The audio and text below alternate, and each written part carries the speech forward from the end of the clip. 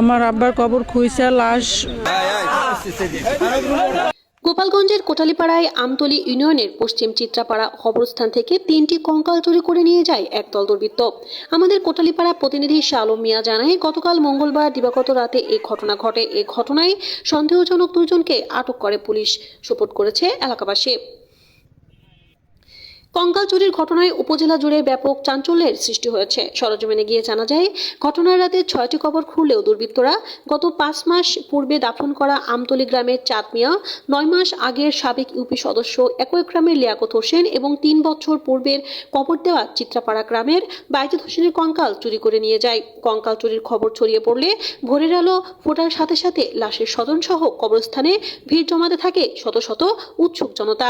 মরহুম লিয়াকত হোসেনের কন্যা মাহফুজা বেগম ও সালমা বেগম সাংবাদিকদের বলেন, সকালে চাচার কাছে খবর পেয়ে কবরস্থানে এসে দেখি বাবার কবরের পাশে কাফনের কাপড়, শরীরের মাংস, দাড়ি, চামড়া পড়ে আছে। কঙ্কালটি নিয়ে গেছে।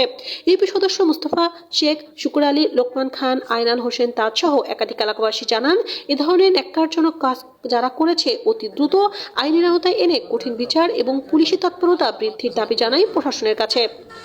এই কবরস্থানে আমার আব্বার কবর দিছি।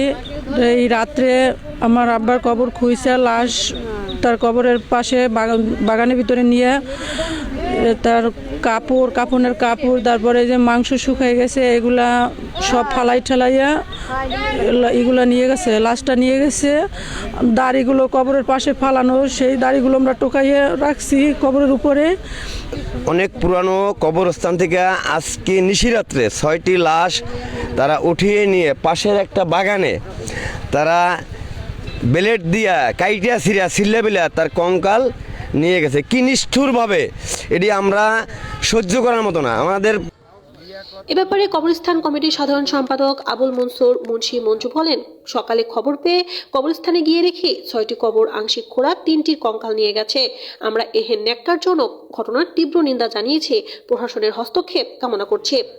এ বিষয়ে কোটালীপাড়া থানা অফিসার ইনচার্জ আবুল কালাম আজাদ জানান, থানায় একটি অভিযোগ দায়ের করা হয়েছে। সন্দেহজনকভাবে 2 জনকে আটক করে পুলিশে সোপর্দ করেছে এলাকার জনতা। এই ঘটনায় বাবুল মিয়া বাদী হয়ে 3 জনকে বিবাদী করে থানায় একটি অভিযোগ দায়ের করেন। এনএফ তানি, গোপালগঞ্জ।